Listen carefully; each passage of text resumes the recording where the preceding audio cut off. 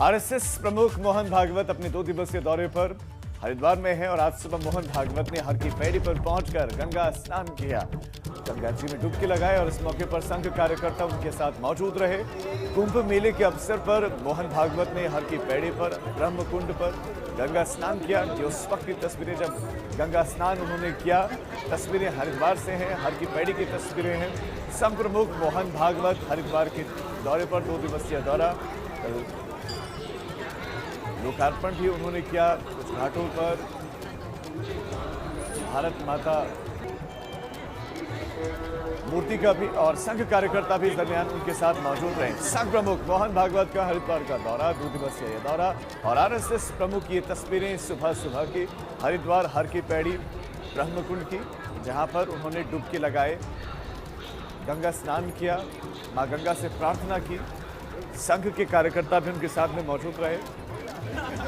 तो कुंभ चल रहा है और कुंभ के बीच में मोहन भागवत आरएसएस प्रमुख हरिद्वार पहुंचे हुए हैं। 2 दिवसीय उनका ये दौरा है और 2 दिवसीय दौरे के दरमियान गंगा स्नान का हिस्सा बने। गंगा स्नान उन्होंने किया। श्रद्धालु भी इर्द गिर्द मौजूद थे क्योंकि श्रद्धालुओं के आने का सिलसिला भी जारी है। श्रद्धालु भी पहुंच रहे हैं तो कुछ आरएसएस के पदाधिकारी भी उनके साथ दरमियान मौजूद रहे। तो ये तस्वीरें जब हर की पैड़ी पर डुबकी लगाई मोहन भागवत।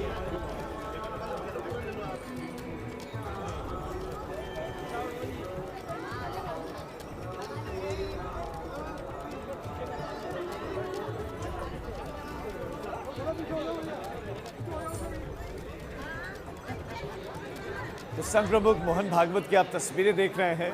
सुबह सुबह की तस्वीरें जब गंगा स्नान किया और वहीं पर गंगा स्नान करते हुए सूर्य को अर्घ्य भी दिया। हर की पैड़ी पर पूजा अर्चना करते हुए दिखाई दिए। तो 2 तस्वीरें हैं, गंगा नदी में डुबकी और डुबकी के बाद नदी में डुबकी के बाद बाहर जब आए तो वहाँ फिर पूजा अर्चना भी उन्होंने की, माँ गंगा की पूजा अर्चना की। तस्वीरें हैं मोहन भागवत की।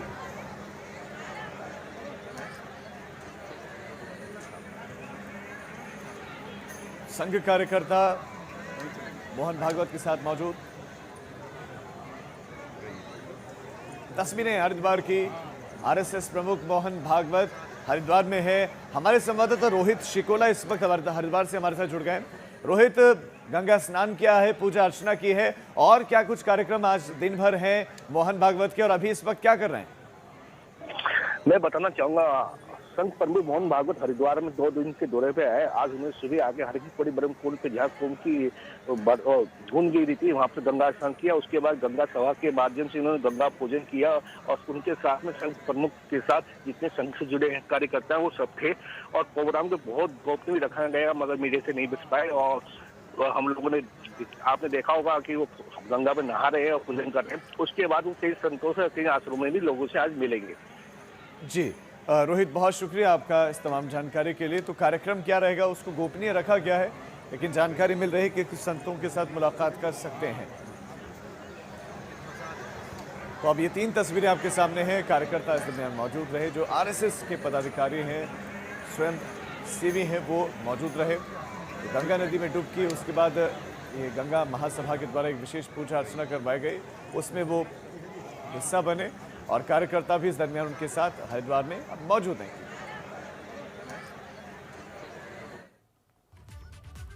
उत्तराखंड में सल्ट विधानसभा उपचुनाव का रण और कांग्रेस और बीजेपी ने जीत के लिए रणनीति बनाई है, तैयारियां कर रखी हैं। आज कांग्रेस प्रदेश प्रभारी देवेंद्र यादव करेंगे प्रचार।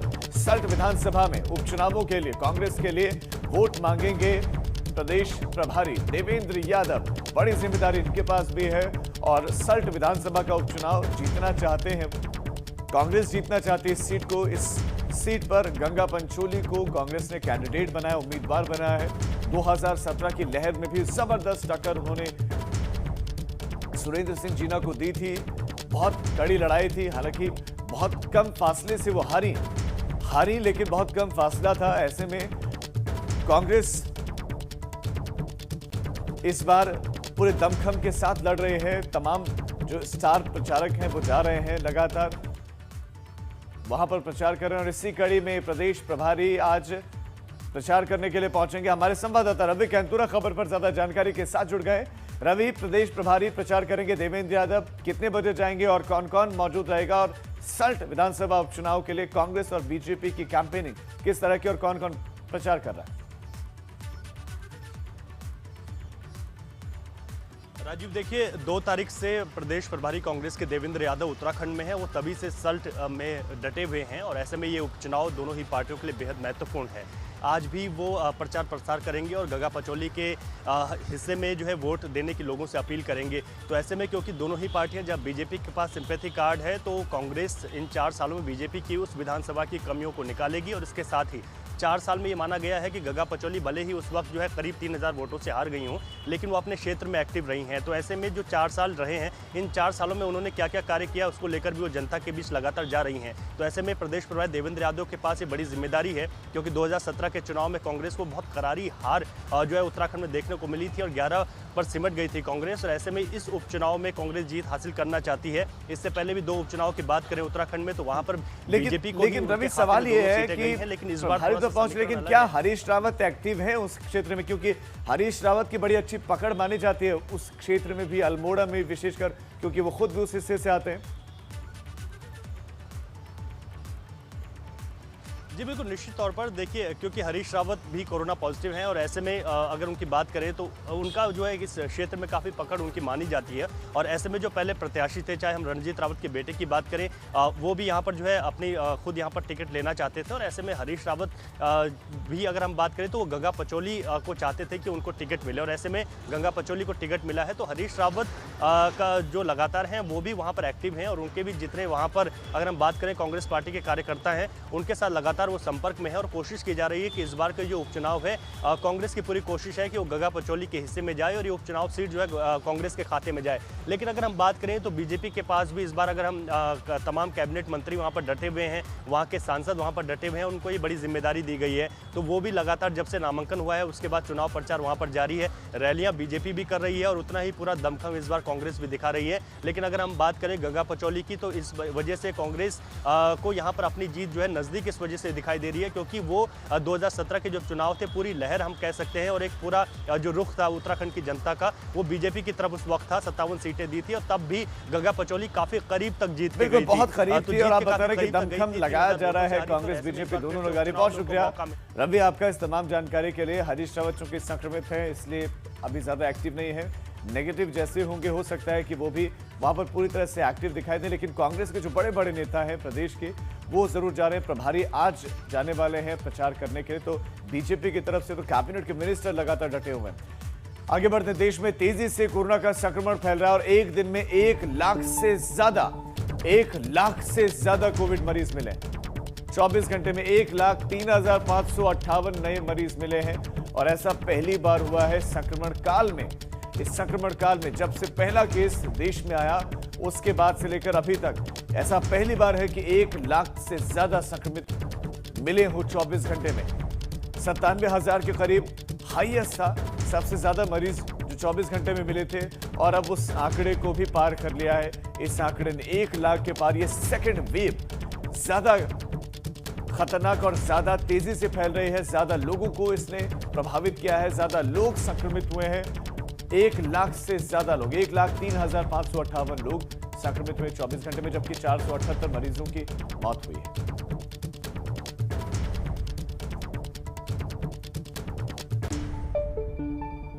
उत्तराखंड में भी तेजी से पांव पसार रहा है कोरोना और एक दिन में 550 नए मरीज मिले हैं। तो 550 केसेस उत्तराखंड में मिले हैं 24 घंटों में, जबकि 2 मरीजों की मौत हुई है। उत्तराखंड का ये कोरोना का आंकड़ा है 550। 550 मरीज 24 घंटे में संक्रमित मिले हैं, 2 मरीजों की मौत हुई है। और एक्टिव केसेस की बात करें तो राज्य में 3017 है। राज्य में अभी भी 3017 एक्टिव केसेस हैं। देहरादून में 221 पॉजिटिव केस मिले। तो हरिद्वार में जहां कुंभ चल रहा है 173 मरीज मिले। नैनीताल की बात करें तो 55, तो उधम सिंह नगर जिले में 23 मरीज कोरोना संक्रमित मिले। सबसे ज्यादा केसेस देहरादून से और फिर हरिद्वार से। नैनीताल और उधम सिंह नगर से भी केसेस आए।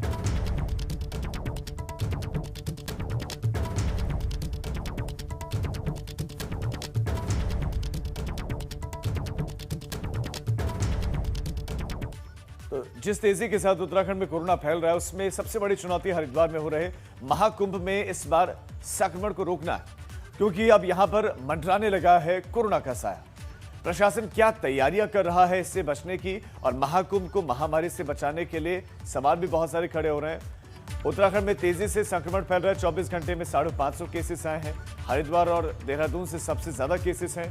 पूरे उत्तराखंड में 550, जिसमें देहरादून से सबसे ज्यादा केसेस और फिर हरिद्वार से 173 हरिद्वार से ही पॉजिटिव केसेस मिले, जहां कुंभ चल रहा है। महाकुंभ का सफल आयोजन अब सबसे बड़ी चुनौती, संक्रमण मुक्त कैसे हो।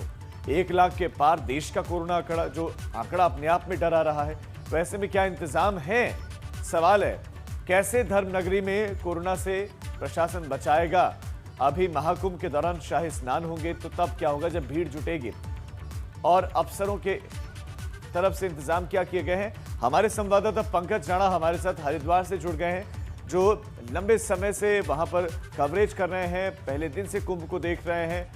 पंकज, क्या क्या विशेष तैयारियां की गई, क्योंकि देश का कोरोना का आंकड़ा 1 लाख के पार, उत्तराखंड में 550 केसेस, हरिद्वार से सबसे ज्यादा केसेस देहरादून के बाद, तो क्या इंतजाम वहां पर है कि कोई किसी को संक्रमण ना हो। राजीव, देखिए अभी पर्याप्त व्यवस्थाएं नजर नहीं आ रही है। जिस तरह से हाईकोर्ट ने ये कहा है सरकार को कि कुंभ क्षेत्र में 50,000 जो जांच है कोरोना की वो प्रतिदिन की जानी चाहिए, लेकिन अभी ये दायरा मुश्किल से 10,000 से ऊपर भी नहीं बढ़ा है। और पेंडिंग केस की बात करें तो एक बड़ा दायरा उत्तराखंड में पेंडिंग केसों का ही पड़ा है। तो ये सवाल खड़ा हो रहा है कि आखिरकार जो लंबे समय से हाईकोर्ट भी और सरकार भी निगरानी लगातार कर रही है हरिद्वार में, उसके बावजूद भी अब केस बढ़ रहे हैं। हालांकि अभी जो बॉर्डर एरियाज है वहां पर चेकिंग की जा रही है, वहां पर व्यवस्था बनाने की कोशिश की जा रही है, लेकिन क्योंकि जो कर्मचारी हैं, जो पर्याप्त चीजें हैं वो नहीं है, लैब कम है हमारे पास, इसलिए जो दायरा है वो नहीं बढ़ाया जा रहा है। कल ये कहा जा रहा है कि 4 अप्रैल को हरिद्वार जिले में जो टोटल जांच के लिए गए थे सैंपल, उसमें 21,000 सैंपल कुल हरिद्वार से लिए गए थे। उसके बाद भी यहाँ पर जांच का दायरा भी नहीं बढ़ाया गया। अब सरकार की तरफ से ये लक्ष्य रखा गया है कि हर रोज 35,000 जो पंकज, एक सवाल ये है कि जो लोग बाहर से आएंगे उनको तो कहा गया है कि वो RT-PCR की रिपोर्ट लेकर आए, क्योंकि विश्वास उस पर ज्यादा है एंटीजन टेस्ट के बजाय। लेकिन हरिद्वार में जो टेस्टिंग हो रही है उसका इस वक्त का मौजूदा स्थिति क्या है? कितनी टेस्टिंग एक दिन में हो रही है? जो लोग पहुंच रहे हैं उनकी टेस्टिंग कितनी हो रही है और रिपोर्ट कब तक आ रही है? रिपोर्ट के लिए तो जो तमाम लोग हैं उनके लिए 2 दिन का इंतजार करना पड़ रहा है, लेकिन जो रैंडम चेकिंग है उसके लिए जब जांच की जाती है उसके 10-15 मिनट बाद उसकी जांच मिल जाती है। लेकिन अभी जो बैकलॉग है वो बहुत ज्यादा बढ़ गया है। हरिद्वार में ये कोशिश की जा रही है कि जांच का दायरा बढ़ाकर 35,000 कम से कम कर दिया जाए, और ये आज से कोशिश की जा रही है। सरकार ने ये लक्ष्य रखा है। कुंभ में जो ड्यूटी पर तैनात है तमाम कर्मचारी, उनको कहा गया है कि जो भी उनके चेकिंग पॉइंट है, जो भी जांच के दायरे हैं, उसको बढ़ाकर आज से 35,000 किया जाए, ताकि जो यहाँ लोग आ रहे हैं, जो स्थानीय लोग हैं जिनमें ऐसी संभावना जता रही है वो कोरोना पॉजिटिव है, उनकी जांच को करके आगे की स्थिति साफ की जाए। लेकिन अभी फिलहाल लग नहीं रहा है कि स्वास्थ्य विभाग की इतने बड़े स्तर पर तैयारियां हैं, क्योंकि लैब हमारे पास कम है और कर्मचारी भी कम है। इस स्तर पर कैसे सरकार बिल्कुल पंकज, सवाल बहुत सारे हैं कि लैब कम, कर्मचारी कम, संसाधन कम, तो ऐसे में कैसे होगा संक्रमण कम। पंकज, बने रहे आप हमारे साथ।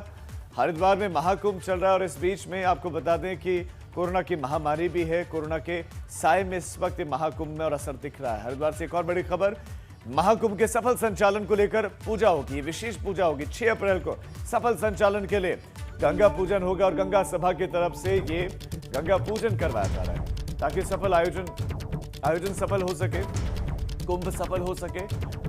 सीएम तीरथ सिंह रावत, केंद्रीय मंत्री रमेश पोखरियाल निशंक, 13 अखाड़ों के प्रतिनिधि, मेला प्रशासन के अधिकारी भी मौजूद रहेंगे और महाकुंभ की भव्यता और दिव्यता की प्रार्थना इसमें होगी।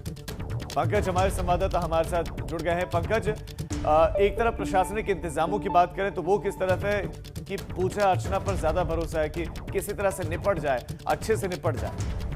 बिल्कुल ठीक कहा आपने। ये कोशिश की जा रही है कि कैसे भी करके जो शाही बड़े स्नान है 14 तारीख तक के, उनको निपटा लिया जाए, क्योंकि बड़ी चुनौती मेला प्रशासन और सरकार के सामने खड़ी हो रही है। भारी संख्या में श्रद्धालु आने की संभावना जताई जा रही है, इसीलिए मां गंगा से प्रार्थना के लिए कल एक बड़ा पूजन रखा गया है। इसमें मुख्यमंत्री तीरथ सिंह रावत, केंद्रीय मंत्री रमेश पोखरियाल निशंक समेत डीजीपी, मुख्य सचिव और जो मेला अधिकारी हैं तमाम, वो इसमें लोग रहेंगे। मां गंगा से प्रार्थना की जाएगी कि वो कम से कम इतनी शक्ति सरकार को दे दे कि कुंभ का जो संचालन है वो भव्य और दिव्य रूप में संपन्न हो सके, इसीलिए कल ये पूजा की जाएगी। और इसके साथ ही प्रशासनिक तैयारियों की बात करें तो मुख्यमंत्री के दौरे के लिए तैयारियां की जा रही हैं, और साथ साथ ही क्योंकि मुख्यमंत्री खुद कोरोना पॉजिटिव थे, अब वो निगेटिव आए हैं, तो अब उनका हरिद्वार फिर दौरा होगा और वो साधु संतों से ही मुलाकात करेंगे और कोशिश करेंगे कि वो सबसे ये अपील करें कि हरिद्वार में जो कुंभ का संचालन है वो सफल तरीके से हो। कल ये कितने बजे पूजा अर्चना होगी पंकज?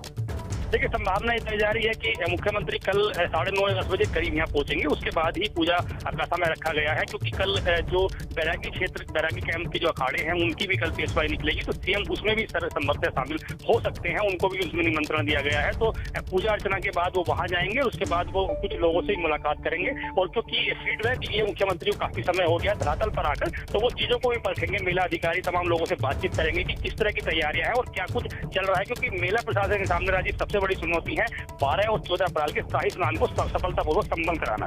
जी पंकज, बहुत शुक्रिया आपका इस तमाम जानकारी के लिए। लेकिन यहाँ पर सवाल ये भी है कि आपने व्यवस्थाएं कुछ की नहीं रही है और आप पूजा अर्चना कर रहे हैं इस उम्मीद में कि आयोजन सफल हो जाए, तो वो नहीं होगा। उसके लिए जरूरी है कि प्रशासनिक अधिकारी अपने स्तर से पूरी तैयारियां मुकम्मल करें और लोग भी जागरूक बने रहें।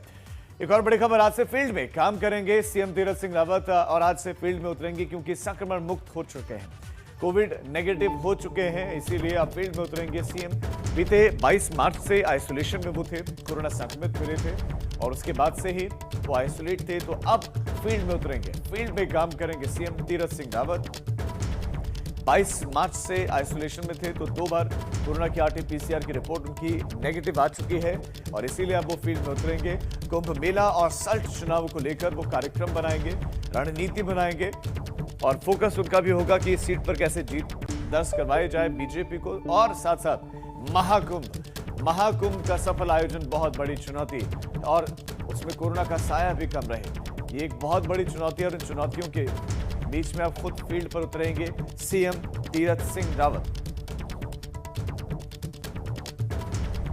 तो सीएम तीरथ सिंह रावत अब फील्ड में उतरेंगे और 6 तारीख यानी कि कल के बहुत सारे कार्यक्रम उनके हैं। हरिद्वार का उनका दौरा बताया जा रहा है, जहां पर वो पेशवाई में शामिल होंगे। गंगा महासभा के द्वारा कुंभ के सफल आयोजन के लिए एक विशेष पूजा रखी गई है, उसका भी उनको हिस्सा बनना है। उत्तराखंड में पर्वतीय जिलों को लेकर बड़ी खबर है। पर्वतीय जिलों में लोगों को सावधान रहना होगा क्योंकि 7 अप्रैल को भारी बारिश हो सकती है, ओलावृष्टि हो सकती है। मौसम विभाग ने लोगों से सावधानी की अपील की है। उत्तरकाशी, रुद्रप्रयाग, बागेश्वर, देहरादून, पौड़ी, इन जिलों में ऊंचाई वाले क्षेत्रों में मौसम बदलेगा, तो मौसम विभाग ने सभी को चेताया है, सावधानी बरतनी होगी, सभी को सावधानी की अपील की गई है। ग्लोबल वार्मिंग का पहले ही असर दिख रहा है, टेम्परेचर पहले ही ज्यादा है, सामान्य से कहीं ज्यादा, तो रात का टेम्परेचर काफी ज्यादा गिर रहा है। इस बीच में पर्वतीय जिलों को लेकर ये बहुत बड़ी खबर कि 7 तारीख को भारी बारिश की आशंका है।